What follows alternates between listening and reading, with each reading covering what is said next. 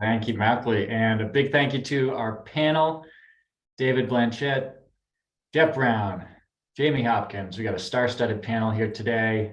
David from PGIM, Jeff from Stratos Private Wealth, and Jamie Hopkins from the Carcin Group. And I think it's a perfect combo to discuss our topic today, which is probability of success and really how and why to move beyond that score, that statistic in retirement planning. This group jointly and probably even individually has talked with thousands of advisors and clients over the years, thought hard about this topic, thought hard about client experiences, client outcomes, the research behind, the analytics behind these issues. So I'm really excited to hear their thoughts and ideas on this. Hopefully some practical takeaways for the advisors in the audience. So I'll kick it off with just a quick intro, but try not to talk myself too much today, either, given our star-studded panel. So I thought I'd kind of just lay the groundwork and admit that Monte Carlo simulations, they were a really important innovation in financial planning a couple decades ago. And this kind of simulation analysis would be more broadly what it is. The important thing is it allows you to take risk into account, uncertainty into account. And along with that, we kind of got this basically now ubiquitous score of probability of success. I think it's important to actually understand those two things, Monte Carlo analysis and probability of success, are different things. They're related, but probability of success is just a way of kind of reporting on Monte Carlo simulation. So, I don't think participants should take this, we'll probably get into it a bit, as Monte Carlo is terrible. That's not what we're saying. What we're talking about here is probability of success. And just to show my own hand, those of you who followed Income Lab over the years know that our software will certainly never have terms like success and failure in it. We don't believe those concepts belong in retirement income planning. A lot of reasons for that I think we're going to get into. Jeff Brown, you've written about kind of the bad gamification of client behavior, leading them to restrict spending. We've heard about anxiety and worry that's triggered by this. And these are kind of the things that we're going to be talking about today. So with that, thank you again to our panel for being here. And actually, Jeff, since you're probably closest to the action on this, I thought I'd start with you and get your thoughts on kind of over the years with your clients, with your teams. How has a focus on probability of success affected your clients' experiences, your own experiences, your team's experiences, whether that's, on their decisions, the outcomes people have in planning? Have there been good ways to use it, bad ways to use it? What have you seen? Yeah, thanks, Justin. I think I've been doing this since 1995, to date myself a bit. So when I first started, it was a lot of linear type of financial planning, right? So inflation's constant, returns are constant, and Monte Carlo entered with very complicated software at the beginning to really what I would define now, looking back on it, was just talking about the sequence of returns risk, the fact that things are not linear. So it kind of matters when these returns happen. So if you get bad returns up front, it's much worse than having bad returns later. And so probability of success is how I learned how to describe it. And as I've grown my firm, that's how my advisors learned how to describe it, because that's what I did. And over the years, I because I wasn't in the room and I've come in back and forth, I saw the anxiety from a different point of view. And because what I would do is I would drop into some of these higher net worth meetings, and the score would drop. So this is where it started to happen. I think the financial crisis was the first time, although it was so chaotic back then that it wasn't as, I would say, everyone was in bad shape, for a period of time, so everyone got it. But there was other periods of time when people's scores would drop for various reasons, and they would get really freaked out. And the software we used before, a ways back, was saying, it said green if you were above 85%. Okay, so 85% was good. Below that was yellow, then red. So if we're below 85%, we're fixing it, right? So and probability of success is we've talked about. It's really, we've changed the way we explain it now, but back then people didn't know. Okay, if I don't succeed, am I out on the streets? and it's this mathematical, game to get back into probability success, which is, as we know now, leaving people kind of short, on their life experiences. So I think from the advisor's point of view is that, knowing it from a client, they don't know what a pass or fail looks like. They don't know what it means. So we've changed that to now. We've kind of moved along to the probability of adjustment. The software it doesn't say that, but that's what we describe it as, the probability of making a change. And I think the issue becomes that if we buy into the nomenclature change, okay, sounds better from a client's point of view. Well, what does that mean? And what that really means from an advisor's point of view is that we need to then go back behind the scenes and answer those questions, because the client's going to ask, well, what does that mean if I need to make an adjustment? So we have to create all this math behind the scenes to answer a question that might come at us. And that's going to change for every meeting. So it's just a lot of work. And to be honest, you have to explain, well, what is Monte Carlo analysis? How does that go for you? Right? So you got to get into this deep dive about 2 standard deviations, and it's become more stressful. And I think from my point of view, what I've learned is when you're deep in it and working in it, it just seems totally fine to do it. It's much different when you can remove yourself and then watch an advisor do it and see the client's face and realize there's got to be a better way. It's been 20 years. There's got to be a better way. I think that's an interesting point too about, how an advisor can get deep in the analytics and then feel like they actually need to explain the methodology, and they would be like a doctor explaining how EEGs work or something to you. Like that probably isn't the right kind of level of communication. Jamie, I saw you nodding a bunch during what Jeff was saying there. What are your thoughts on kind of the goods and bads of probability of success? Yeah, and I was hoping we'll get to this probably a little bit later, which is, I have 3 points then. I'll start with the first one, which is like the whole idea of success and failure, though, makes it like, a 1 or a 0 game, which is just not the world, right? So it frames people up as if, to Jeff's point, that if it's 84%, you have failed. But like 84% is like passing in most areas of the world. Like you become a doctor with an 84%, right? Like it's actually pretty good.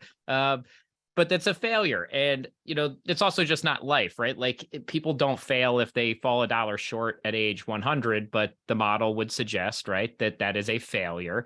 But if you really dove into that, you'd be like, we've got a great plan for you, but you fall $1 short at the end and, you might die $1 in debt. And they'd be like, that's a pretty good freaking plan.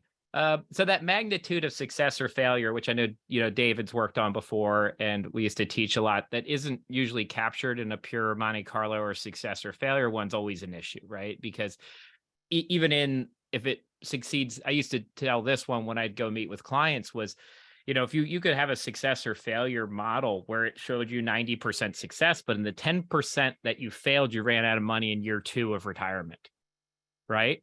Or you could have one that said 70-30, but all the 30 was after year 100, right?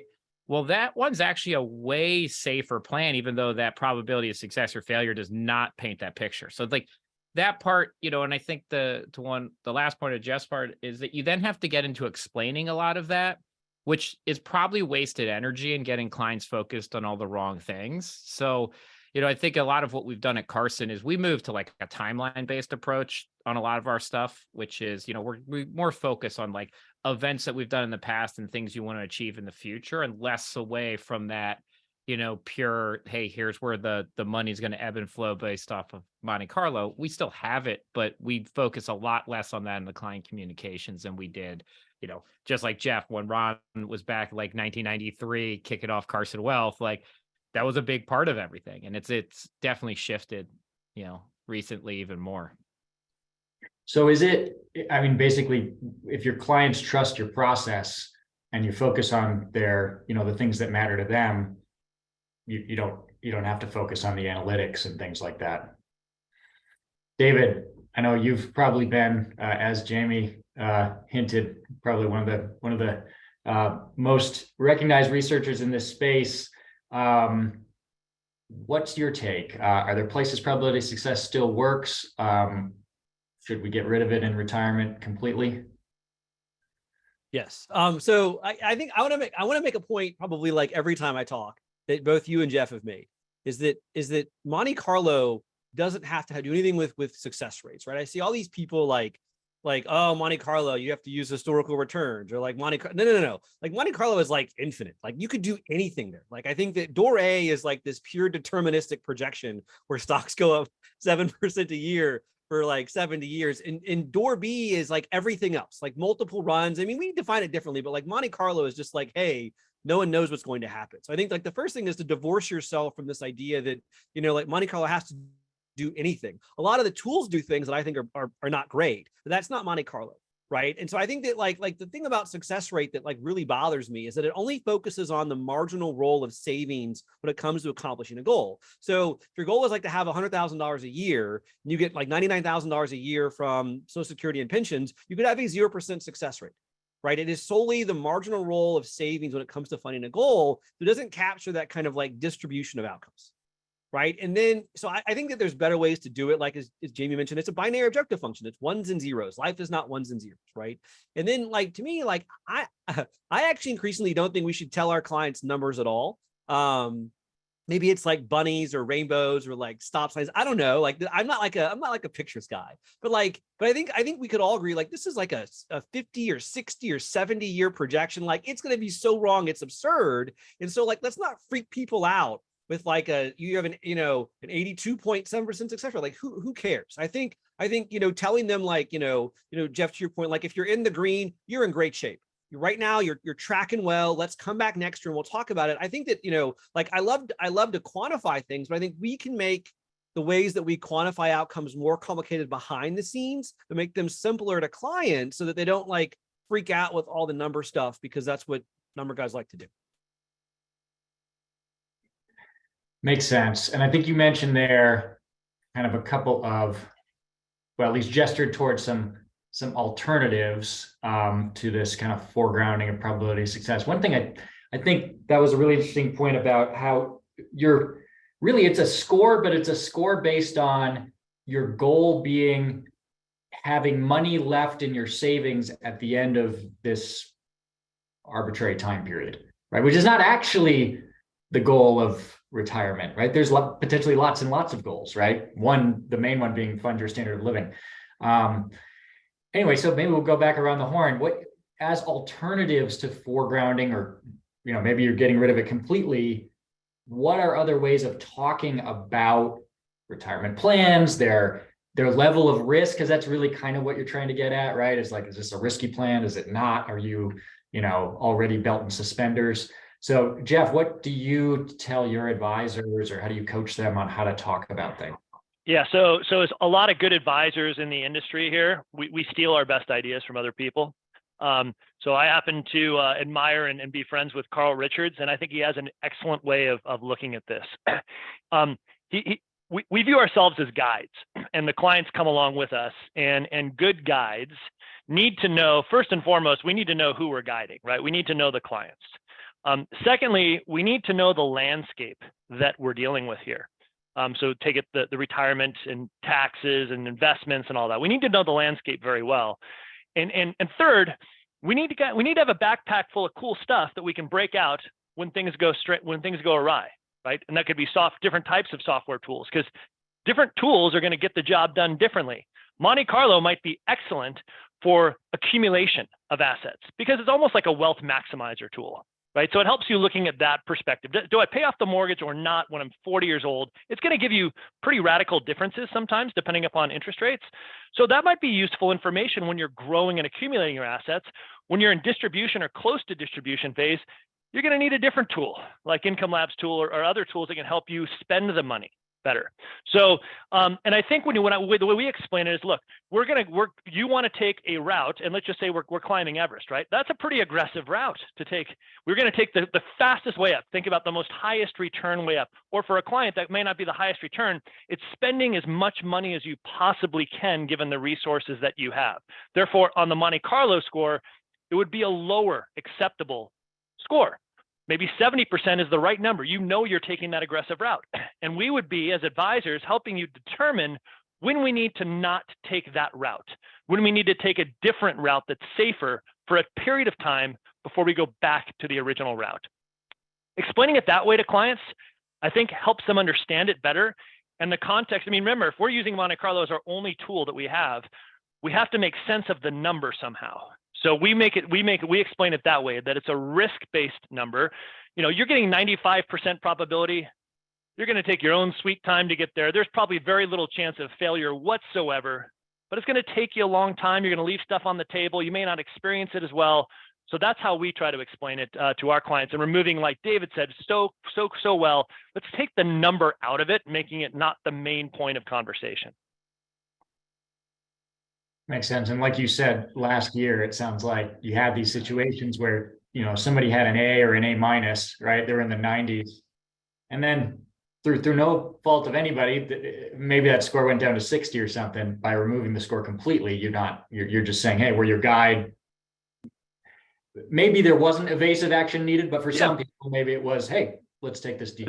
Or let's get ready to take it, right? Let's just get ready we might get ready to take it, or we might need to know like what kind of tool we need to pull out of either your backpack or ours. Maybe, hey, you're my client, Justin, and you don't want to change something just yet. And I think that's the problem, is that some people they didn't know ahead of time what the change might look like.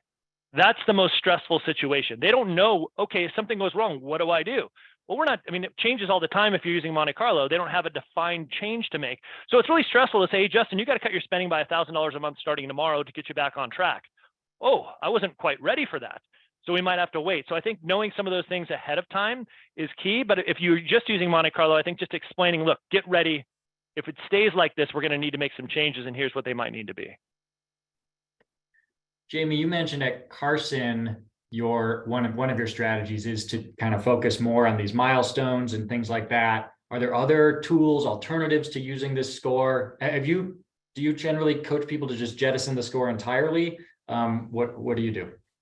No, so I'd say we've very much, inside of the Carcin ecosystem, we've kind of adopted 3 different approaches. However, you can use all 3 at once. It's just, I would say most people don't, right? Like you just pick one and you stick to it.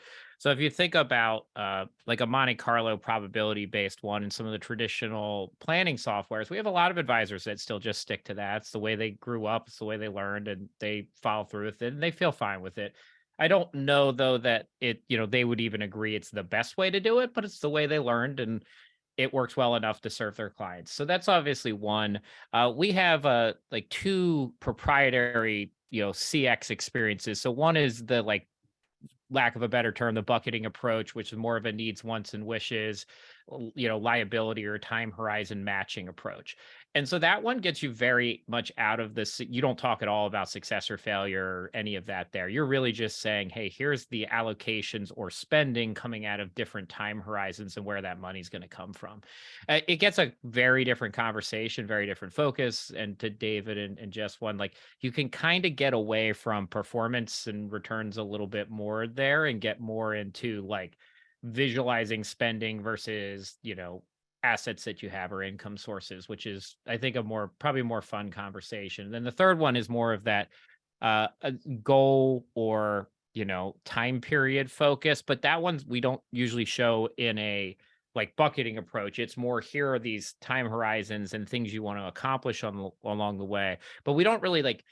We at one point thought about like assigning percentages to those, and there was some beta version of that existed that got totally scrapped. So it was like, you're 75% of the way to funding your kid's college, but the problem was that like those things didn't necessarily like equal each other, so you might look behind on something then visually, but like it was not really the important goal. Like if you only hit 75% of college funding for your kids, that actually might be a great success and but like you're kind of painting it then like, well, you didn't hit that one, so you failed. So we actually took that away at some point and said, like, it's not the best way to showcase it.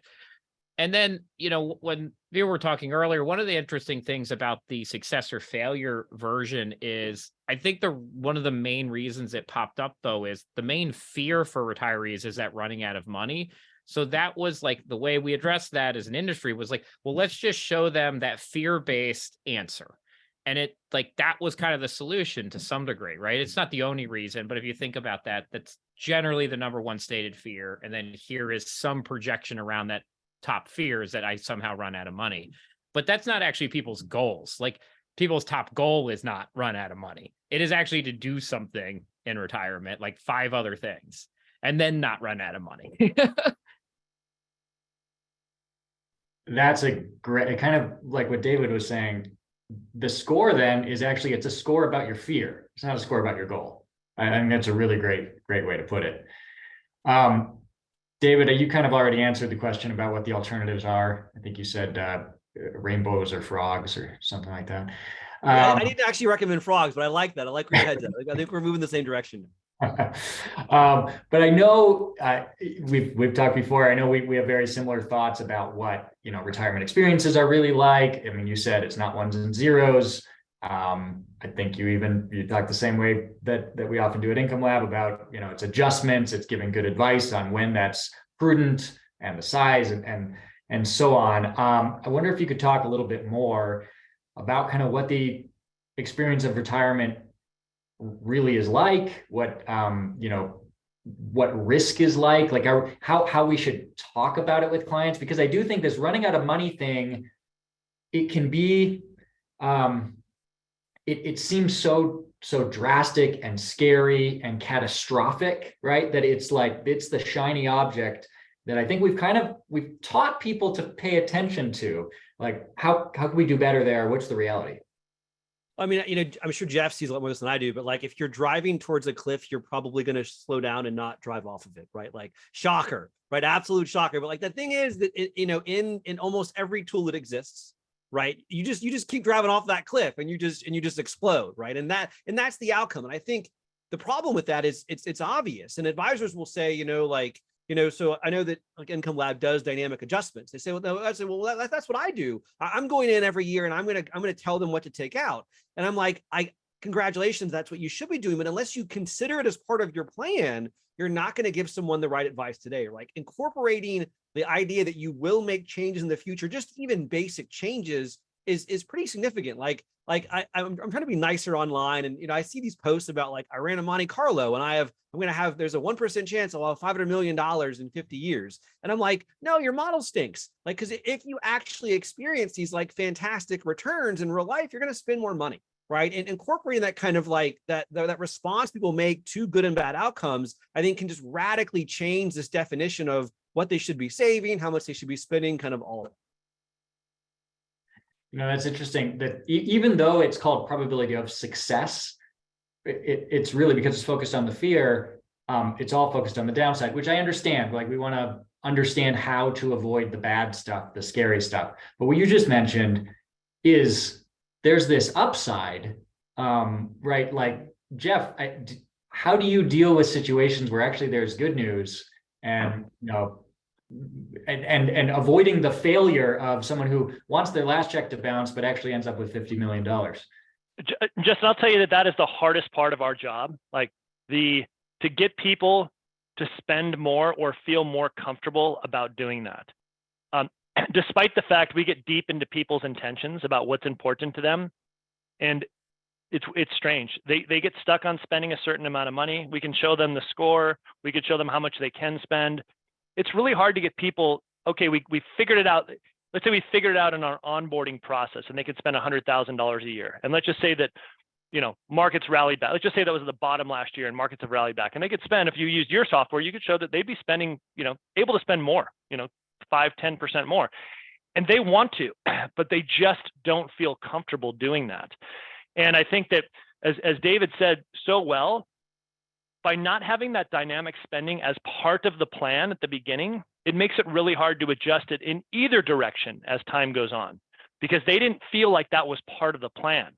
So they kind of feel like, oh, we're just going to get our inflation. And, oh, I don't know about that, right? Things were down, they came back. People don't, obviously we know that markets go up over long periods of time, right? All of that. And so having been in this practice for so long, we've never had anybody run out of money, right? We've never had anyone explode off the cliff, as David said. We've had people like have to change. And that isn't the result of the markets, actually. That was the result of them overspending relative to what they said they were going to, usually significantly so, okay, and not listening to advice on that. Or B, something radical happening in their personal situation, which hasn't happened so often. But there was always a plan B for those folks. we've seen far more people, because we worked with people when I was younger and they were older, pass away with far too much money relative to their plans, relative to what they say they wanted. And honestly, in many cases, it wasn't that beneficial to the overall family because the kids were already successful. It's, in fact, the parents should have either given it away, which we advised, or spent it, which we also advised. But it was so hard for them to do that because we didn't have dynamic income planning back then when we started. And I think having it up front is the key. Derek Tharp and Michael Kitces did, I don't think they've published this yet, unfortunately, but they did a survey study where they showed people probability of success, pass fail type framing, and then adjustment framing up front. So I think that's your point, is like, if you set the expectation that the journey is going to look like this, we've got a steering wheel, I'm going to tell you to change, and there will be changes, versus, here, go do this, have a nice life. People far preferred the adjustment-based framing. And when it came time for the advisor to tell them to change, which, as I forget who it was, said, most advisors probably will be doing that anyway, the advisor was perceived as much more credible because they'd already said that's what we're going to do, as opposed to probability of success kind of implies that there's no more work to be done. Like, here's your final exam score, enjoy. David, I know you've done. Hey, Justin, if you don't mind, I got one more analogy. I Yeah. don't mean to interrupt, but so if you like, we're all so accustomed to like Google Maps or Waze or what have you, and we're so adjusted. So if you say I'm going from point A to point B, and it tells you to get off the freeway when you're supposed to be on the freeway because there's a thing ahead, we're so used to using it, we're getting off the freeway. We're trusting this device to do it. Okay. If we never used that before, it was the first time, we're not getting off the freeway. We're going to get stuck in that 30-minute jam because we're so used to doing it a certain way. So I think it's, as you said, I think it's a good analogy to give clients is, look, this works. It gets us there on time. It gets us there faster. And it's just training people on how to use it correctly. That's right. David, I think you've published some things recently talking about this adjustment concept, and specifically on kind of evidence of retirees' willingness to, capacity to, tendency to adjust spending in retirement. What's the evidence? Tell us on that. That people can adjust their spending. I mean, it's an absolute shocker, right? People don't have to spend that same amount. They don't, Jeff, I'm sure all your clients call you up on January 1st to say, hey, the CPI went up 3.7% last year. I'm going to spend I get it. Like 30 years ago, like this modeling was pretty revolutionary. The problem is that like our tools haven't caught up with what we can do. I think, Jeff, like your analogy about like Waze and Google Maps is really on point. And so like the point that I make to what I said earlier is that like when you acknowledge the fact that you can get off the freeway, for example, then you can maybe leave a little bit later, right? It's like there's questions already coming in, like do you use it for accumulation or retirement? Well, like whatever you tell that person they're going to spend in that first year of retirement is going to become an anchor for them to some extent. And so when you overlay dynamic decisions into that, you start them off in maybe a very different place than if you just use a static methodology. Like that also attaches to savings. So to me, like there are true full life cycle considerations here that if you're using static models, you're gonna universally result in spending too little over time. Yeah, it's actually interesting. If you still use Monte Carlo models, and I think we'll maybe talk in a minute about some of your comments, David, on how to improve those. But if you didn't view it as success and failure, instead, if you viewed it on, hey, here's a range of things that could happen to you, and each of those has a spending level associated with it. If I asked you, well, what's the best guess? You'd pick the middle one. You'd pick the median, right? If it was like Vegas, go put something out, you're trying to get the best odds, right? Well, it's the one where half the time it's higher, half the time it's lower. Now, that's probably not the way that most people would prefer to do their plan. We're loss averse, risk averse, and so most people will probably start lower than that. But it really, once you jettison this idea of success and failure, you just view it as, well, here's a range of things that might happen, if it's a good enough model. Jamie, on that, are there any reaction to Jeff and David there? Yeah, I'll tie into just two themes that I really liked throughout that, which was one of the ones you brought up, and Jeff hit on it too, which is actually how you present something.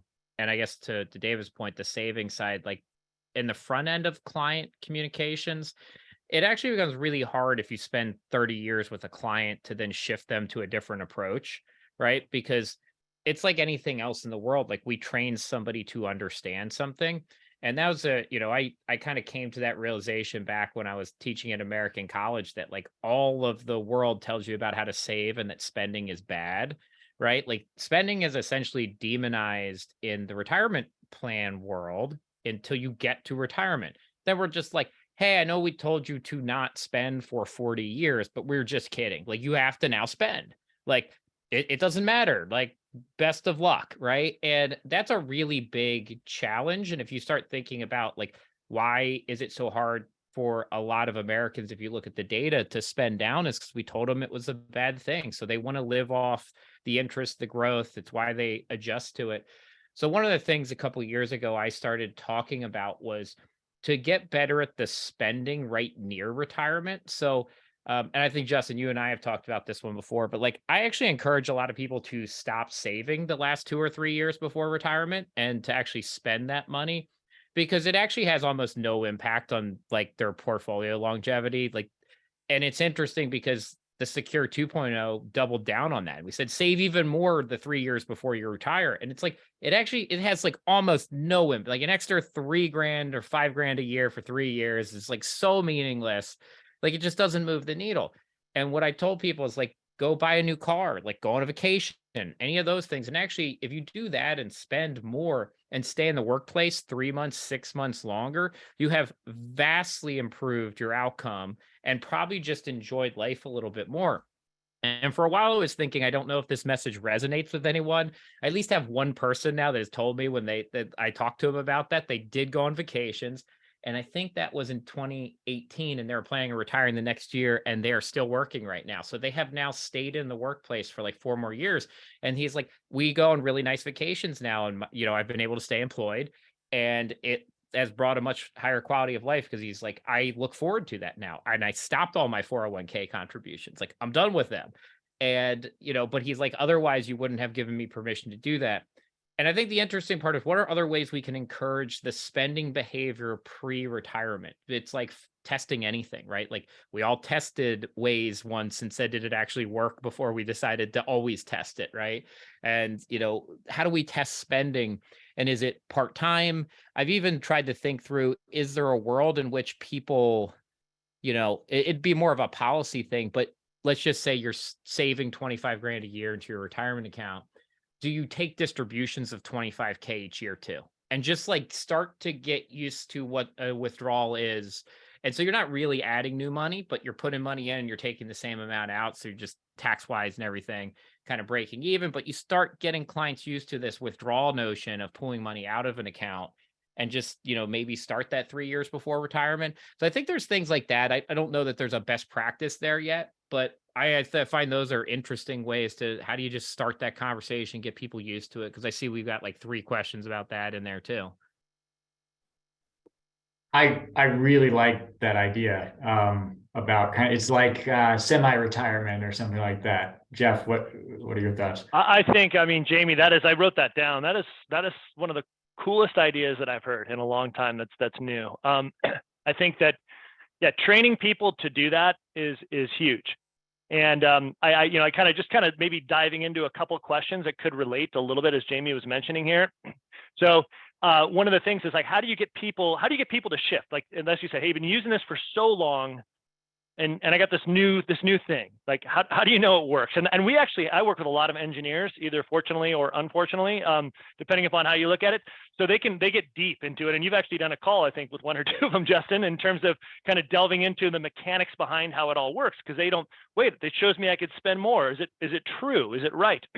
I think one thing for advisors out there, because there's a few of them, that's worked really well for us, especially if you're structured in a team where you have like a lead advisor and an associate advisor. We've actually trained our younger associate advisors on the software. They're younger, they know tech pretty well, and they come in and explain it.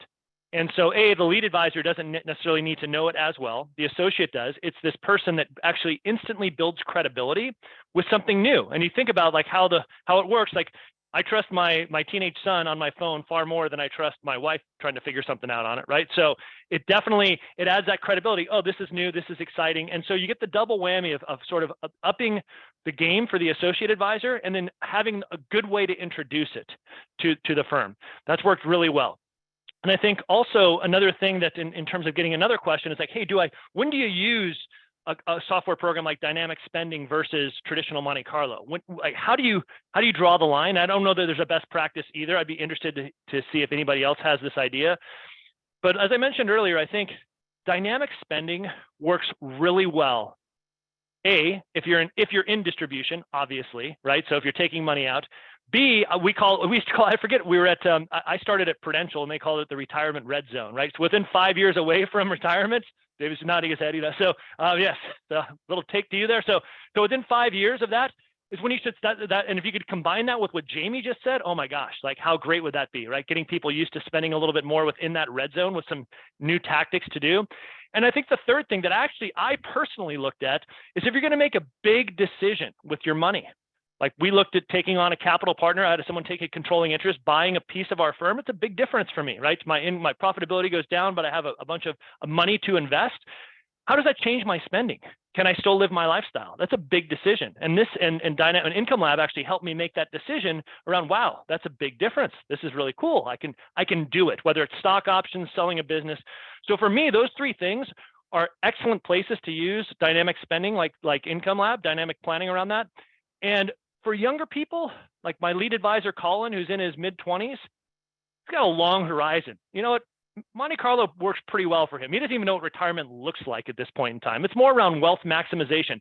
Do I save this here? Do I put it in a mortgage? Do I put it in a 529? See the long-term impacts of that.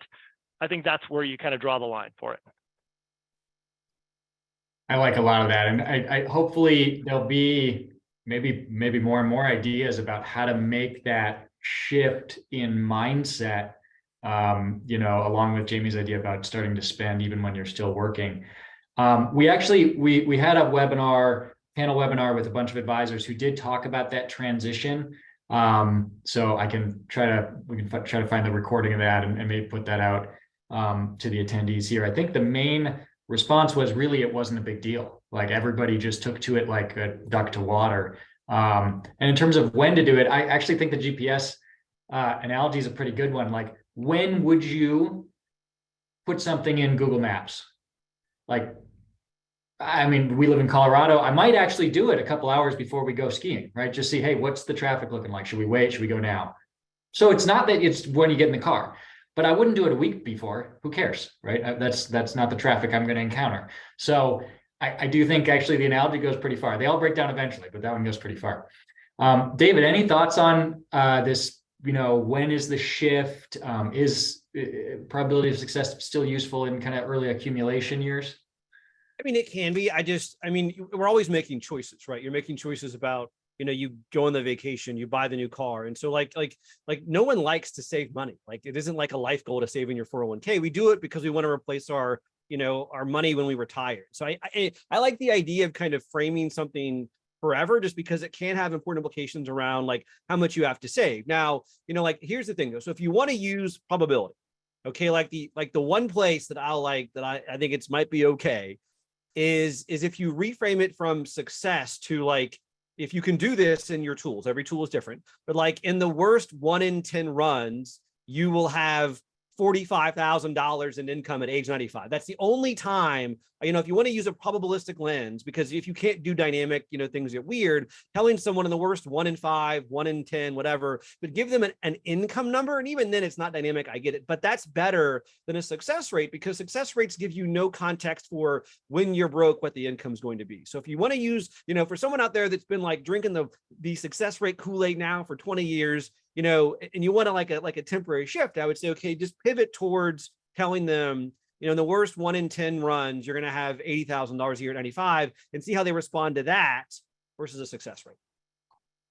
I also think what was the shift like for those of you who were doing planning at the time from, this to Monte Carlo? Like my guess is it wasn't, you didn't really wonder, are my clients going to worry that I go to something more sophisticated and realistic, right? David, before we go to questions, I did want to, you kind of mentioned earlier that there are some places that you do worry about just the analytics themselves. You know, are there, like you said, you can do anything you want with Monte Carlo, with simulation analysis. There, you can get as sophisticated or unsophisticated as you want.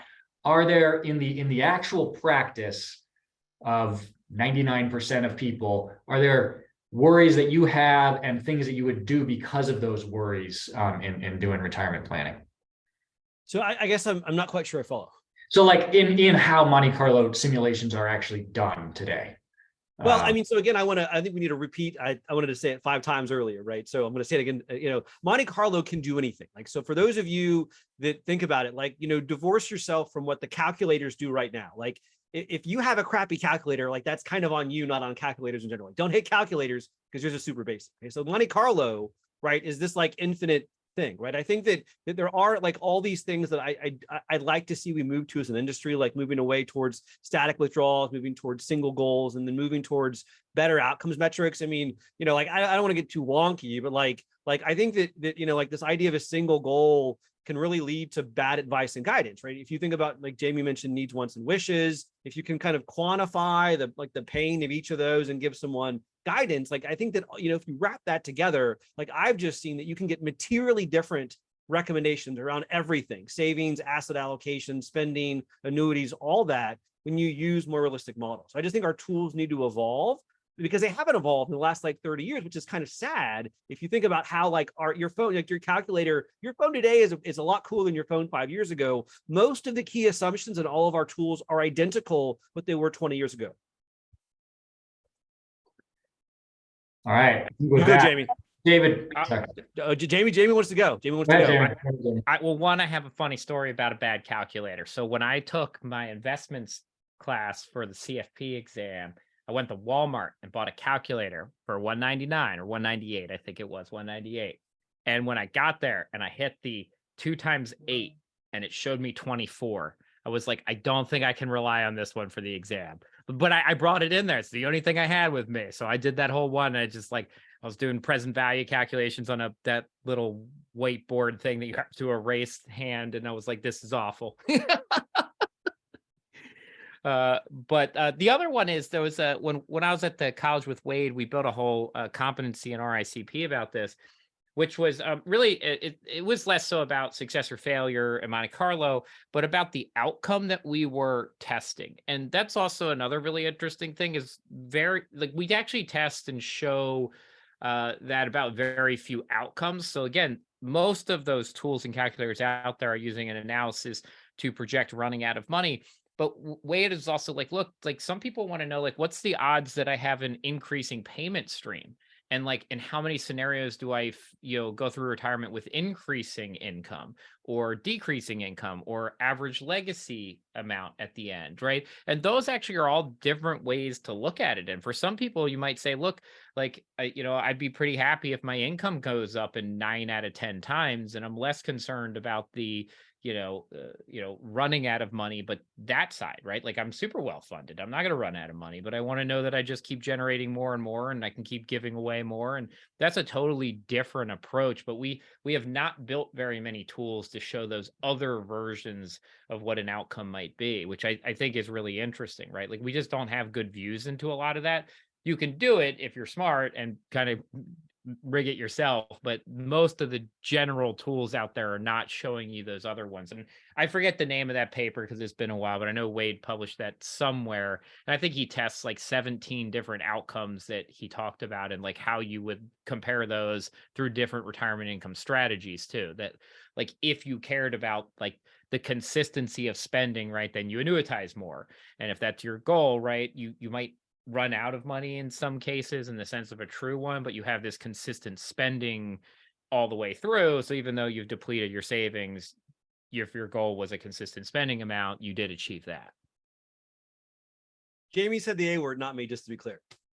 All right, I think we'll Lifetime income sources.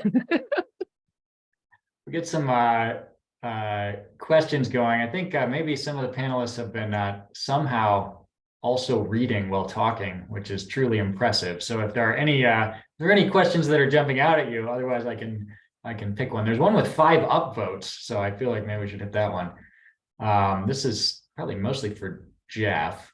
Do you prefer to use Income Lab for retirees and another tool for pre-retirees not in income mode? Yeah, I think I hit on this. So this what I tried to hit on earlier is that I think the Income Lab is really good because of the dynamic spending in distribution in the red zone, the retirement red zone, which we classify as 3 to 5 years from retirement, or making a big capital decision that's really going to have an impact one way or the other. And I think that's important, even if you're far away from this, because ultimately, if retirement, we didn't even talk about like if retirement is your goal, right? So, but you know, whatever spending might be, we assume it's retirement, but it could be giving it away or whatever. So, just the ability to be able to use your savings for whatever sources that they are, I think it's really good to use. And before that, we currently, and I wish I'm looking forward to David's software release where he's going to address those other ways of dealing with accumulation. But currently, we are using just one of the Monte Carlo types of softwares where we can just show them, because we look at that as earlier, you know, more of like it's in most cases, it's like, how do you maximize your assets? In most cases, especially when you get farther away from it. Yeah, I'd say that's really how we do it. Makes sense. Let's see here. So this question we may have addressed a little bit, but maybe it's got 2 upvotes. So a couple of other comments on it might be nice, which is basically saying that how do I introduce a different concept, or how do I move away from probability of success? I don't want to come across as discounting that strategy or methodology. Like, do you have a talk track for that? Do you just do it? What would you recommend? I mean, my vote is you probably just do it. I also would probably say 99% of the time we over concern ourselves with what clients are actually going to think about the particular thing we put in front of them. And like a lot of times, like if you do it with confidence, they don't really care. I mean, that's what I see more often than not. And the reason that I have that perspective is we have, you know, since I've been at Carcin, we have transitioned about 150 firms, about 400 advisors from some other world, some other investment philosophy, other planning tool into our ecosystem. And that the clients ultimately, as long as the advisor goes in and talks about the new one with confidence that like, here's why we're doing this, and gives a little bit of that story. Like clients they're just appreciative that you're thinking about new things and bringing things to them. I mean, that's part of the advisor's job, is not to just like, hey, I do one thing and only one thing forever, that you are looking at the landscape, you are seeing things that are coming, because most clients are going to be delegators. And the fact is they don't want to look at the new things that are coming down the pipe. And that's why they hired you. The do-it-yourselfers aren't your clients, right? Like they're the ones that are reading Barron's and things and grabbing stuff and doing it themselves and testing stuff out. So most of the time, I think people are fine. So I would, you know, practice it, think about it, be thoughtful. I mean, I like Jeff's idea of like, if you have different teammates that can show expertise in different ways, so you don't have to pretend like, well, I'm now the new expert in this, but yeah, have somebody else on the team that can come in. And you know, the other fun thing is like Income Lab, it's a new technology. Like you don't have to sell them. We didn't use this 10 years ago for some reason. It didn't exist 10 years ago. Like we couldn't have used it if we wanted to. This is what we've all been waiting for. Yeah, and you're not saying the old way was bad. You're just saying now I have a better way, right? So it's just about getting better and better. I could add to that a little bit, is that because I have had this question.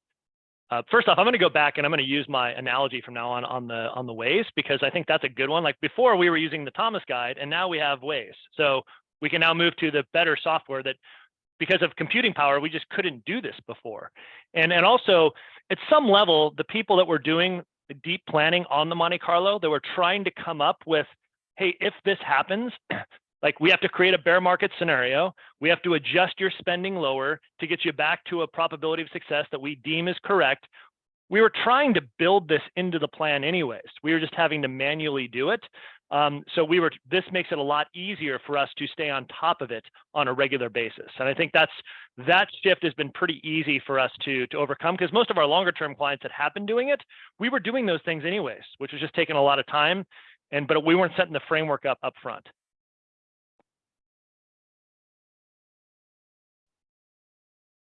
All right. Probably have time for maybe one or two more. So let me see here.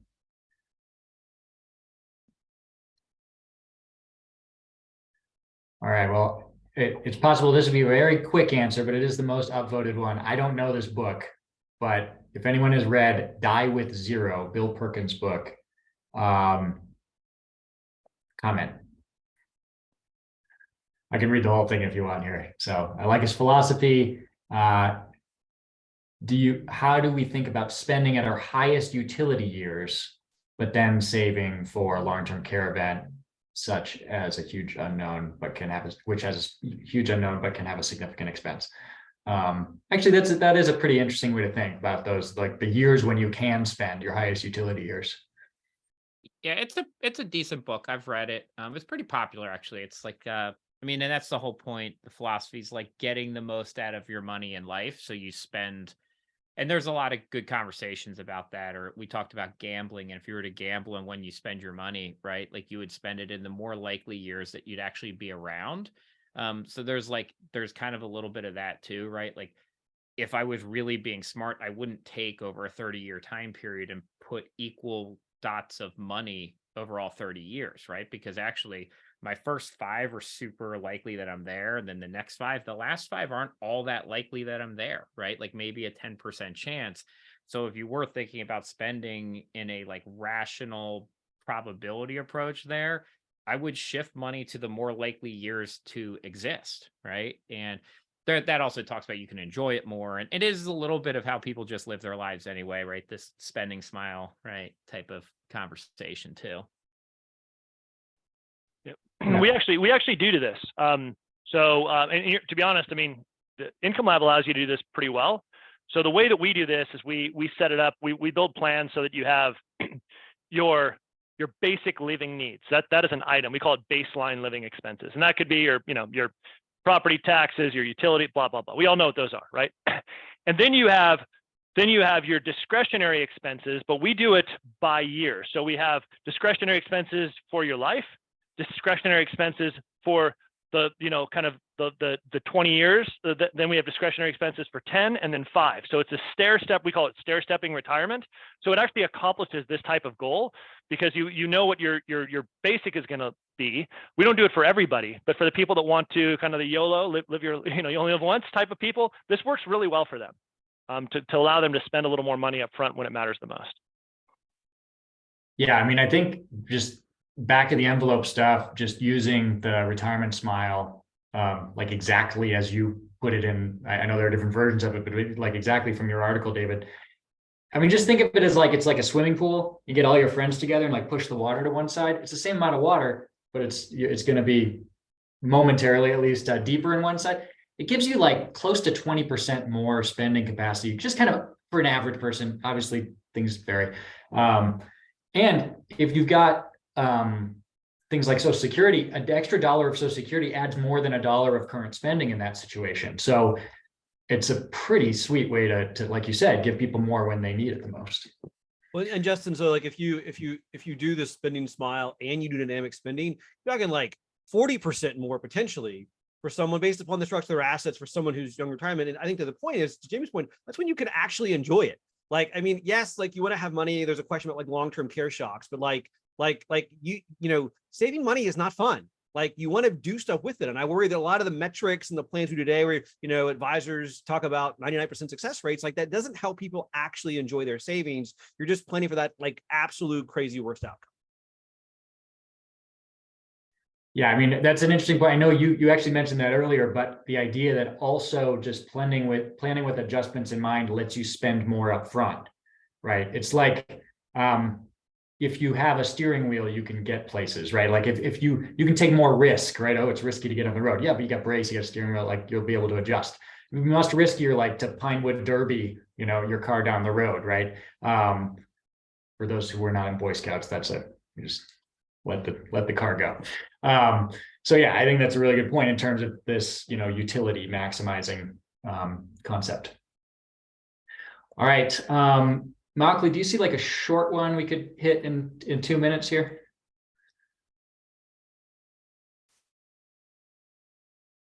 I guess we could hit this one again, because I do think it's an important thing, which is just any other ways to encourage clients to spend more. Any hacks on that? You can allocate to an annuity. I'm just gonna throw that out there. But like, advisors help with this, and I get that. And annuities it's a vast, interesting ocean. But like when you're faced with uncertain longevity and market returns, it's very difficult to spend money from a portfolio. So like I believe that individuals should have their needs covered with a super high level of certainty. It can be guaranteed income, it can be an annuity. But I think helping individuals understand no matter how long they live, no matter what happens, they're covered, makes that an easier conversation.